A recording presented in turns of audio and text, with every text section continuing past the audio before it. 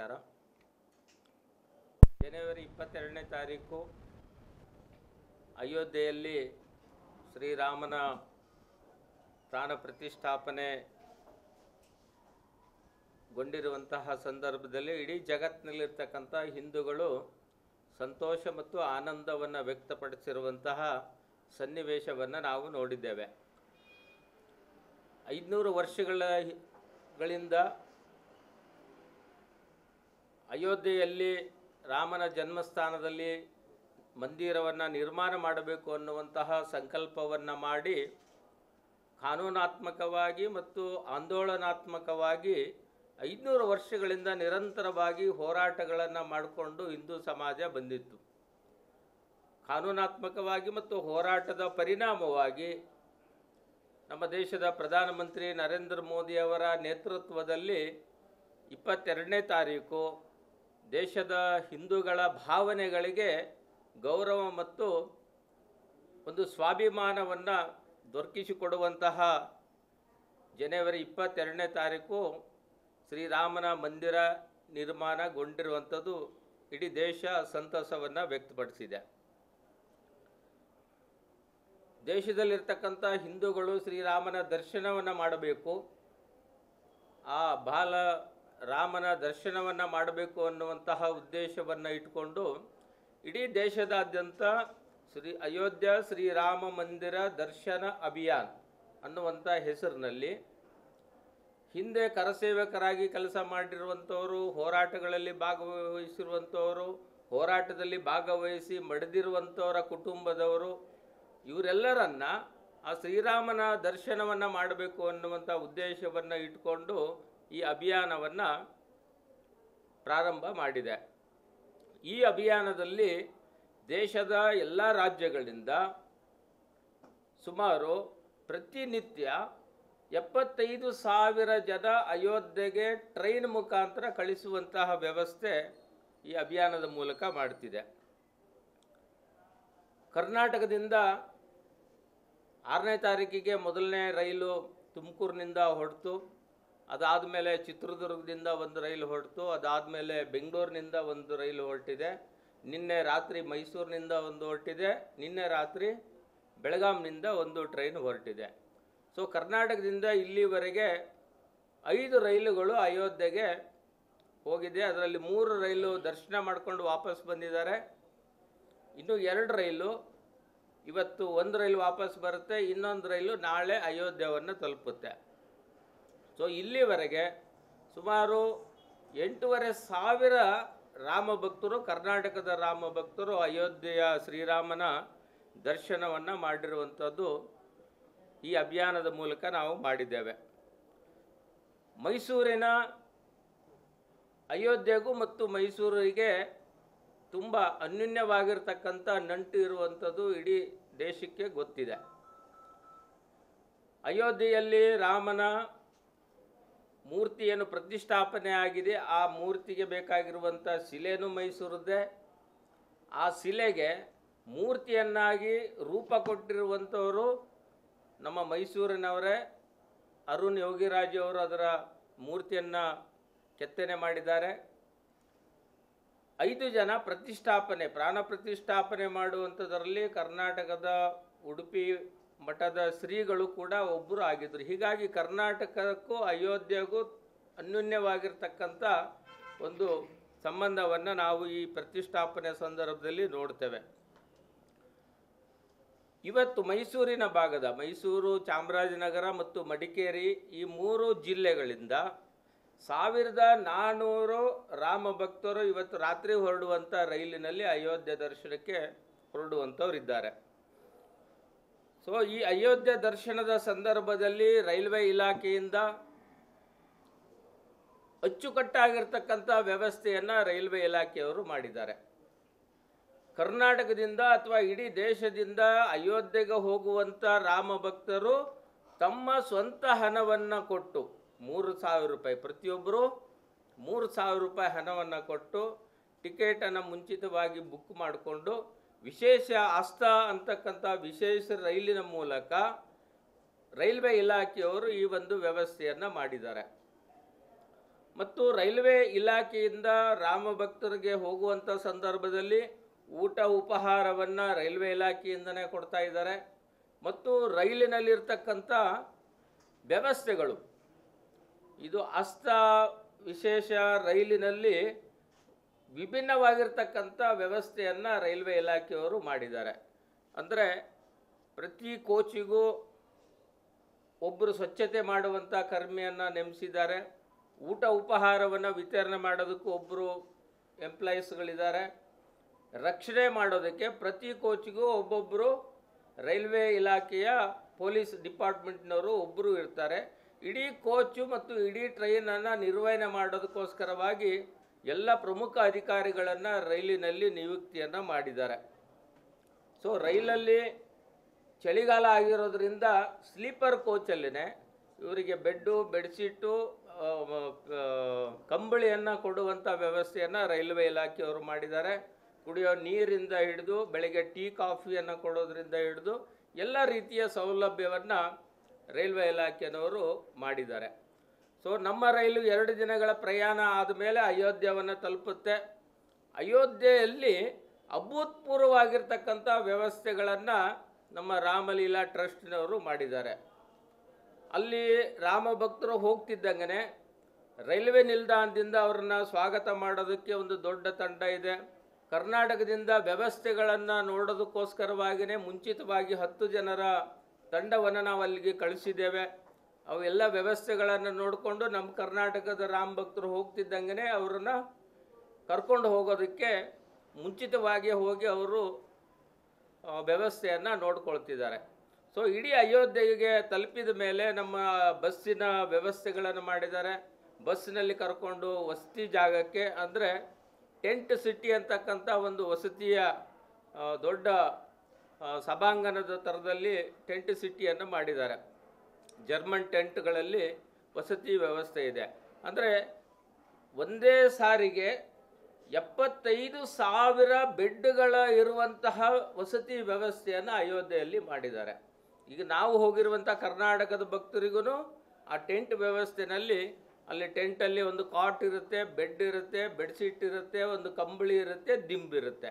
ಇಷ್ಟು ವ್ಯವಸ್ಥೆಯನ್ನು ಆ ಟೆಂಟ್ ಹೌಸ್ನಲ್ಲಿ ಮಾಡಿದ್ದಾರೆ. ಶೌಚಾಲಯಗಳು ಮತ್ತು ಸ್ನಾನಗೃಹಗಳು ಅಚ್ಚುಕಟ್ಟಾಗಿ ಸ್ವಚ್ಛತೆಯಿಂದ ಕೂಡಿರ್ತಕ್ಕಂಥ ವ್ಯವಸ್ಥೆಯನ್ನು ಮಾಡಿದ್ದಾರೆ. ಕರ್ನಾಟಕದಿಂದ ಹೋಗಿರುವಂಥವ್ರಿಗೆ 2 ಊಟದ ಮನೆಗಳು, ದೊಡ್ಡ ದೊಡ್ಡ ಊಟದ ಮನೆಗಳು, ಅಂದರೆ ಒಂದೇ ಸಾರಿಗೆ 2,000-3,000 ಜನರಿಗೆ ಊಟ ಮಾಡುವಷ್ಟು ದೊಡ್ಡ ದೊಡ್ಡ ಭೋಜನ ಮಂಟಪಗಳನ್ನು ಅಯೋಧ್ಯೆಯಲ್ಲಿ ನಿರ್ಮಾಣ ಮಾಡಿದ್ದಾರೆ. ಮತ್ತು ಇಡೀ ಅಯೋಧ್ಯೆಯಲ್ಲಿ ಟೀ, ಕಾಫಿ, ಸ್ನ್ಯಾಕ್ಸ್ಗಳನ್ನು ಕೊಡೋದಕ್ಕೆ ಅಲ್ಲಿನ ಸಂಘ ಸಂಸ್ಥೆಗಳು, ಬೇರೆ ಬೇರೆಯವರು ಇಡೀ ಅಯೋಧ್ಯೆದ ತುಂಬೆಲ್ಲ ಸ್ಟಾಲ್ಗಳನ್ನು ಹಾಕಿದ್ದಾರೆ. ಉಚಿತವಾಗಿ ಕೊಡುವಂತಹ ಸ್ಟಾಲ್ಗಳು ಅಯೋಧ್ಯೆದ ತುಂಬ ನಮಗೆ ಸಿಗ್ತವೆ. ಮತ್ತು ಅಯೋಧ್ಯೆಯಲ್ಲಿ ಇಡೀ ಸರೌಂಡಿಂಗ್ ಇರುವಂಥದ್ದು 5 ಕಿಲೋಮೀಟ್ರ್ ಏರಿಯಾ, ಅದು ಪೂರ್ತಿ ನದಿಯಿಂದ ಹಿಡಿದು ಮಂದಿರದವರೆಗೆ. ಈ 5 ಕಿಲೋಮೀಟ್ರ್ ಒಳಗಡೆ ಓಡಾಟ ಮಾಡೋದಕ್ಕೆ ಉಚಿತವಾಗಿರುವಂಥ ಬಸ್ಸಿನ ವ್ಯವಸ್ಥೆಯನ್ನು ಮಾಡಿದೆ. ನಾವು ಒಂದು ಜಾಗದಿಂದ ಇನ್ನೊಂದು ಜಾಗಕ್ಕೆ ಹೋಗೋದಕ್ಕೆ ಉಚಿತವಾಗಿರುವಂಥ ಬಸ್ಸಿನ ವ್ಯವಸ್ಥೆ ಇದೆ. ಇಡೀ ಅಯೋಧ್ಯೆ ಕ್ಯಾಂಪಸ್ನಲ್ಲಿ ಅಲ್ಲಲ್ಲಿ ವಿಚಾರಣಾ ಕೇಂದ್ರಗಳನ್ನು ಇಟ್ಟಿದ್ದಾರೆ, ಮಾಹಿತಿ ಕೇಂದ್ರಗಳನ್ನು ಇಟ್ಟಿದ್ದಾರೆ. ಈ ಮಾಹಿತಿ ಕೇಂದ್ರದಲ್ಲಿ ಎಲ್ಲ ಭಾಷೆಯನ್ನು ಮಾತಾಡುವಂಥವರು ಆ ಮಾಹಿತಿ ಕೇಂದ್ರದಲ್ಲಿ ಇರ್ತಾರೆ. ಕರ್ನಾಟಕದವರು ಹೋದರೆ ಕನ್ನಡದಲ್ಲೇ ಮಾತನಾಡುವಂಥವ್ರು ಇದ್ದಾರೆ, ಮಹಾರಾಷ್ಟ್ರದವರು ಹೋದರೆ ಮರಾಠಿಯಲ್ಲೇ ಮಾತಾಡುವಂಥವ್ರು ಇದ್ದಾರೆ. ಹೀಗೆ ರಾಜ್ಯದ ಎಲ್ಲ ಭಾಷೆಗಳಲ್ಲಿ ಮಾತನಾಡುವಂಥ ಮಾಹಿತಿ ಕೇಂದ್ರಗಳನ್ನು ಅಲ್ಲಿ ತೆರೆದಿದ್ದಾರೆ. ಸೊ ಪ್ರತಿಯೊಂದು ರಾಜ್ಯಕ್ಕೆ ಒಂದೊಂದು ಐಡೆಂಟಿಫಿಕೇಷನ್ಗೋಸ್ಕರವಾಗಿ ಒಂದೊಂದು ID ಕಾರ್ಡನ್ನು ಕೊಟ್ಟಿದ್ದಾರೆ. ನಾವು ಕರ್ನಾಟಕದಿಂದ ಅವರ ವಿವರಗಳಿರುವಂತಹ ಫೋಟೋಗಳು, ಹೆಸರು ಮುಂಚಿತವಾಗಿಯೇ ಪ್ರಿಂಟ್ ಆಗೇ ಬಂದಿರುತ್ತೆ. ಅದು ಮುಂಚೆನೇ ಅವ್ರದ್ದು ಎಂಟ್ರಿ ಮಾಡಿರ್ತೀವಿ ನಾವು. ಅವರ ವಿವರಗಳು ಮುಂದಿನ ಪೇಜ್ನಲ್ಲಿರುತ್ತೆ.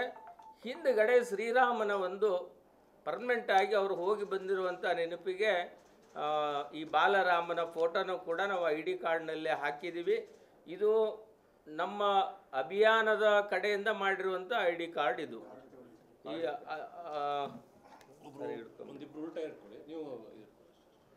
ಈ ಅಯೋಧ್ಯ ಶ್ರೀರಾಮ ಮಂದಿರ ದರ್ಶನ ಅಭಿಯಾನ.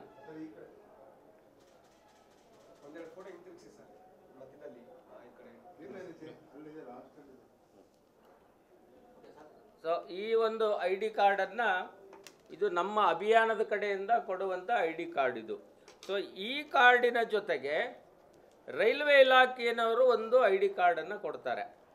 ಅದು ಇವತ್ತು ರೈಲ್ವೆ ಸ್ಟೇಷನ್ಗೆ ಎಲ್ಲ ರಾಮ ಭಕ್ತರು ಬಂದ ಮೇಲೆ ಅವರ ಆಧಾರ್ ಕಾರ್ಡನ್ನು ಕಡ್ಡಾಯವಾಗಿ ಚೆಕ್ ಮಾಡಿ ಟಿಕೆಟ್ನಲ್ಲಿದ್ದಂಥ ಆಧಾರ್ ನಂಬರು ಈಗ ರೈಲ್ವೆ ಸ್ಟೇಷನಿಗೆ ಬಂದ ಮೇಲೆ ಚೆಕ್ ಮಾಡುವಂಥ ಆಧಾರ್ ನಂಬರು ಮ್ಯಾಚ್ ಆದರೆ ಮಾತ್ರ ಅವರು ಆಧಾರ್ ಕಾರ್ಡನ್ನು ಐ ಡಿ ಕಾರ್ಡನ್ನು ಕೊಟ್ಟು ಅವ್ರನ್ನ ಒಳಗಡೆ ಪ್ರವೇಶ ಮಾಡುವಂಥ ಒಂದು ವ್ಯವಸ್ಥೆಯನ್ನು ರೈಲ್ವೆ ಇಲಾಖೆಯವರು ಮಾಡಿಕೊಂಡಿದ್ದಾರೆ. ಈ ರೈಲ್ವೆ ಇಲಾಖೆಯವರು ಕೊಡುವಂಥ ಐ ಡಿ ಕಾರ್ಡ್ ಇದು ಒಂದೊಂದು ರಾಜ್ಯಕ್ಕೆ ಒಂದೊಂದು ಬಣ್ಣದನ್ನು ಈ ಟ್ಯಾಗ್ಗಳನ್ನು ಮಾಡಿದ್ದಾರೆ. ಒಂದೊಂದು ರಾಜ್ಯಕ್ಕೆ ಒಂದೊಂದು ಬಣ್ಣದಿರುವಂಥ ಟ್ಯಾಗು ಮತ್ತು ಈ ಕಾರ್ಡನ್ನು ಕೂಡ ಒಂದೊಂದು ಕಲರಿಂದು. ಕರ್ನಾಟಕಕ್ಕೆ ಕೊಟ್ಟಿರುವಂಥದ್ದು ಹಸಿರು ಕಲರು, ಗ್ರೀನ್ ಕಲರ್ ಕಾರ್ಡನ್ನು ಕೊಟ್ಟಿದ್ದಾರೆ.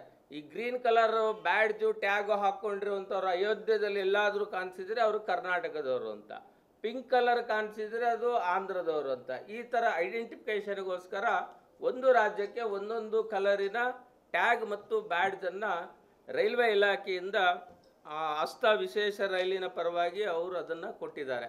ಸೊ ಒಟ್ಟು 6 ದಿನಗಳ ಈ ಒಂದು ರಾಮದರ್ಶನ ಯಾತ್ರೆ, 2.5 ದಿನ ಹೋಗೋದಕ್ಕೆ 2.5 ದಿನ ಬರೋದಕ್ಕೆ, ಒಂದು ದಿನ 24 ಗಂಟೆ ಅಯೋಧ್ಯೆಯಲ್ಲಿ ಅವರಿಗೆ ಪೂರ್ತಿ ಸಮಯವನ್ನು ನಾವು ಕೊಟ್ಟಿದ್ದೀವಿ. ಅಂದರೆ ಇವತ್ತು ಬೆಳಗ್ಗೆ 8 ಗಂಟೆಗೆ ತಲುಪಿದರೆ ನಾಳೆ ಬೆಳಗ್ಗೆ 8 ಗಂಟೆವರೆಗೂ ಅವರು ಅಯೋಧ್ಯೆಯಲ್ಲಿ ದರ್ಶನ, ಇನ್ನು ಉಳಿದಂಥ ದೇವಸ್ಥಾನಗಳಿಗೆ ಭೇಟಿ ಮಾಡುವಂಥ ಒಂದು ವ್ಯವಸ್ಥೆಯನ್ನು ಅವರಿಗೆ ಕಲ್ಪಿಸಿದೆ. ಸೊ ಒಟ್ಟು ಇಡೀ ಅಯೋಧ್ಯೆಯಲ್ಲಿ ಎಲ್ಲ ರೀತಿಯ ಸಕಲ ಸಿದ್ಧತೆ ವ್ಯವಸ್ಥೆಗಳನ್ನು ಟ್ರಸ್ಟ್ನಿಂದ ಮತ್ತು ನಮ್ಮ ಸಂಘ ಸಂಸ್ಥೆಗಳಿಂದ ಅಚ್ಚುಕಟ್ಟಾಗಿರುವಂತಹ ವ್ಯವಸ್ಥೆಯನ್ನು ಮಾಡಿದ್ದಾರೆ. ಸೊ ಇವತ್ತು 6ನೇ ರೈಲು ಇವತ್ತು ರಾತ್ರಿ 12 ಗಂಟೆಗೆ ಮೈಸೂರಿನಿಂದ ಹೊರಡುವಂಥದ್ದಿದೆ. ಮೈಸೂರಿನಲ್ಲಿ ಇವತ್ತು 1400 ರಾಮ ಭಕ್ತರು ಇವತ್ತು ರೈಲಿನಲ್ಲಿ ಹೊರಡ್ತಾರೆ. ಈ ಒಂದು ರೈಲಿನ ಬೀಳ್ಕೊಡುಗೆ ಮಾಡೋದಕ್ಕೆ, ಅಂದರೆ ರಾಮ ಭಕ್ತರನ್ನ ಬೀಳ್ಕೊಡೋದಕ್ಕೆ 12 ಗಂಟೆಗೆ, ಇವತ್ತು ರಾತ್ರಿ 12 ಗಂಟೆಗೆ ಹೊರಡುತ್ತೆ ಕರೆಕ್ಟಾಗಿ 12 ಗಂಟೆಗೆ. ಅದಕ್ಕಿಂತ ಮುಂಚೆ ಸಭಾ ಕಾರ್ಯಕ್ರಮ ಇರುತ್ತೆ ಅಲ್ಲೇ. 11 ಗಂಟೆಗೆ ಬಂದಿರುವಂಥ ಎಲ್ಲ ರಾಮ ಭಕ್ತರಿಗೆ ಕುರಿತಂತೆ ಒಂದು ಸಭಾ ಕಾರ್ಯಕ್ರಮ 11 ಗಂಟೆಗೆ ಇರುತ್ತೆ. 11 ಗಂಟೆಗೆ ಸಭಾ ಕಾರ್ಯಕ್ರಮ, ಬಂದಿರುವಂಥ ರಾಮ ಭಕ್ತರಿಗೆ ಸೂಚನೆಗಳನ್ನು ಕೊಡುವಂಥದ್ದಿರುತ್ತೆ. ಇದಾದ ಮೇಲೆ ಹಸಿರು ನಿಶಾನೆಯನ್ನು ತೋರಿಸಿ ಆ ರೈಲಿಗೆ ಚಾಲನೆಯನ್ನು ಕೊಡುವಂಥದ್ದು ಇರುತ್ತೆ.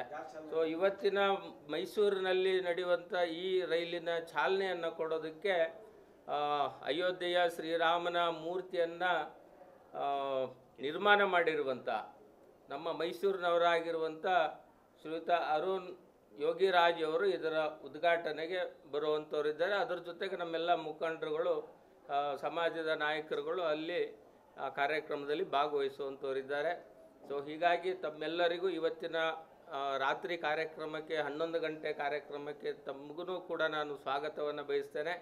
ಸೊ ಒಟ್ಟು ಅಯೋಧ್ಯೆಯ ಶ್ರೀರಾಮ ಮಂದಿರ ದರ್ಶನ ಅಭಿಯಾನದ ಈ ಒಂದು ಯೋಜನೆಯಲ್ಲಿ ರಾಜ್ಯದಿಂದ 35,000 ರಾಮ ಭಕ್ತರು ಅಯೋಧ್ಯೆಗೆ ಹೋಗಿ ದರ್ಶನ ಮಾಡುವಂತಹ ರೈಲಿನ ಮೂಲಕ ದರ್ಶನ ಮಾಡುವಂಥ ವ್ಯವಸ್ಥೆ ನಮ್ಮ ಅಭಿಯಾನದ ಮೂಲಕ ನಾವು ಯೋಜನೆ ಮಾಡಿದ್ದೇವೆ. ಇವತ್ತು ಇಡೀ ರಾಜ್ಯಾದ್ಯಂತ 35,000 ಜನ ಹೊರಡ್ತಾ ಇದ್ದಾರೆ. ಇವತ್ತಿಂದ ಒಟ್ಟು ಅಭಿಯಾನ ಅಂದ್ರೆ ಈಗ ಹೋಗಿರುವಂಥ ರೈಲುಗಳು ಒಂದು ತುಮಕೂರಿನಿಂದ ಹೊರಟಿದೆ. ಇವತ್ತು ಬರೀ ಮೈಸೂರು, ಚಾಮರಾಜನಗರ, ಕೊಡಗು ಈ 3 ಜಿಲ್ಲೆಯವರು. ಅಂದರೆ ಒಂದೊಂದು ಟ್ರೈನಿಗೆ 3 ಜಿಲ್ಲೆ ಹಿಂಗೆ ಪ್ಲಾನ್ ಮಾಡ್ತೀವಿ.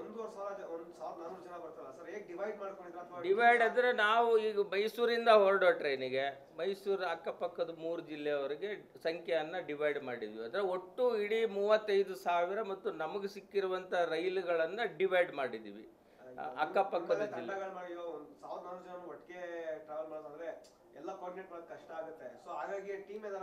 ಟೀಮ್ ಅಂದರೆ ಇದಕ್ಕೆ ಒಟ್ಟು ಒಂದು ಜಿಲ್ಲೆಗೆ 2 ಸಂಚಾಲಕರನ್ನ ಮಾಡಿದ್ದೀವಿ. ಇದಕ್ಕೆ ಈ ಅಭಿಯಾನಕ್ಕೆ ಜಿಲ್ಲೆಗೆ 1 ಸಂಚಾಲಕರು, ಸಹ ಸಂಚಾಲಕರು ಮತ್ತು ವಿಧಾನಸಭಾ ಕ್ಷೇತ್ರದ ವಾರು ಅಂದರೆ ಕ್ಷೇತ್ರವಾರು 2 ಸಂಚಾಲಕರು, 5 ಜನರದ್ದು ತಂಡ ಪ್ರಮುಖರನ್ನ ಮಾಡಿದ್ದೇವೆ. ಅದಾದ ಮೇಲೇನು ರೈಲು ಬಂದಾದ ಮೇಲೆ ಒಬ್ಬರು ಇಡೀ ಟ್ರೈನನ್ನು ನೋಡ್ಕೊಳ್ಳೋದಕ್ಕೆ ರೈಲ್ ಪ್ರಮುಖರು ಇರ್ತಾರೆ, ಇಡೀ ಟ್ರೈನ್ ಗಮನಿಸೋದಕ್ಕೆ. ಮತ್ತು ಒಂದು ಕೋಚಿಗೆ ಒಬ್ಬರು ಕೋಚ್ ಪ್ರಮುಖ, ಅಂದರೆ ಕೋಚ್ ಲೀಡರ್. ಒಂದೊಂದು ಕೋಚಿಗೂ ಒಂದೊಂದು ಕೋಚ್ ಲೀಡರ್ ಇರ್ತಾರೆ. ಅವ್ರದ್ದು ವಾಟ್ಸಪ್ ಗ್ರೂಪ್ ಮಾಡಿದ್ದೀವಿ ನಾವು.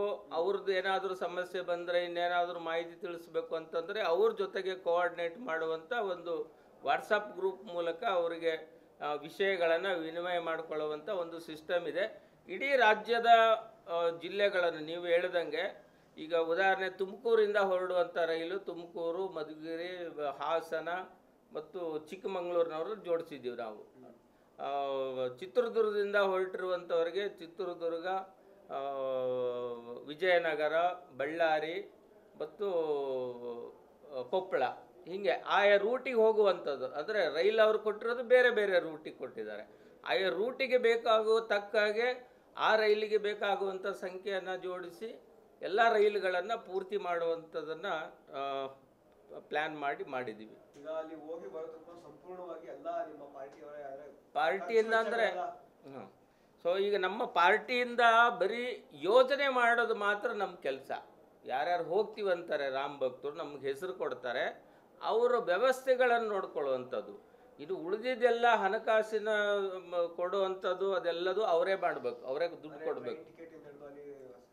ನಾವು ಪಾರ್ಟಿ ಕಡೆಯಿಂದ ಇರುವಂಥವ್ರು ಟ್ರೈನ್ ಟಿಕೆಟ್ ನಾವು ಮಾಡ್ತೀವಿ, ಅವ್ರನ್ನ ಟ್ರೈನಲ್ಲಿ ಕರ್ಕೊಂಡು ಹೋಗ್ತೀವಿ. ವ್ಯವಸ್ಥೆ ಟ್ರೈನಲ್ಲಿ ಊಟ ತಿಂಡಿ ವ್ಯವಸ್ಥೆ ಟ್ರೈನ್ನವ್ರು ಮಾಡ್ತಾರೆ. ಅಯೋಧ್ಯದಲ್ಲಿ ಅಯೋಧ್ಯ ಟ್ರಸ್ಟ್ನವರು ವ್ಯವಸ್ಥೆಗಳನ್ನು ಮಾಡ್ತಾರೆ. ಅಂದರೆ ಇಡೀ ಈ ಒಂದು ಯೋಜನೆಯನ್ನು ನಾವು ಅದನ್ನು ಅನುಷ್ಠಾನ ಮಾಡೋದಕ್ಕೆ ಏನು ಬೇಕೋ ಅದು BJP ಕಡೆಯಿಂದ ಅದನ್ನು ಕೋಆರ್ಡಿನೇಷನ್ ಮಾಡ್ತಿದ್ದೀವಿ. ಉಳಿದಿದ್ದೆಲ್ಲ ಯಾರೇ ರಾಮ ಭಕ್ತರು ಬಂದರೂ ಅವ್ರನ್ನ ಕರ್ಕೊಂಡು ಹೋಗುವಂಥದ್ದು ವ್ಯವಸ್ಥೆ ಇದೆ. ಈಗ ಸರ್, ಶಿಲ್ಪಿ ಅಂದರೆ ಕೃಷ್ಣಶಿಲೆ ಸಿಕ್ಕಿದಂಥ ಜಾಗ ಏನಿದೆ ರಾಮದಾಸ್ ಅವರು, ಸೊ ಅವರು ಫ್ಯಾಮಿಲಿ ಅವರು ಕೂಡ ನೋಡಬೇಕು ಅಂತೇಳಿ ಇಲ್ಲೇ ಆಸೆ ವ್ಯಕ್ತಪಡಿಸಿದ್ರು. ಅವ್ರನ್ನೆಲ್ಲ ಕರ್ಕೊಂಡೋಗಿ ದರ್ಶನ ಮಾಡಿಸೋ ವ್ಯವಸ್ಥೆ ಅದೇ ಅವ್ರಿಗೆ ಕರ್ಕೊಂಡು ಹೋಗಬೇಕು ಅಂತ ನಮ್ಮ ಯೋಜನೆಯಲ್ಲಿದೆ. ಬಟ್ ಈಗ ಈ ಟ್ರೈನಲ್ಲಿಂದ ಇನ್ನೂ 2 ಟ್ರೈನ್ ಹೋಗೋದಿದೆ. ಆ ಟ್ರೈನಿಗೆ ಅವರಿಗೆ ಪ್ಲ್ಯಾನ್ ಮಾಡ್ತಿದ್ದೀವಿ, ಕರ್ಕೊಂಡು ಹೋಗ್ತೀವಿ ಅವ್ರ ಫ್ಯಾಮ್ಲಿಗೆ.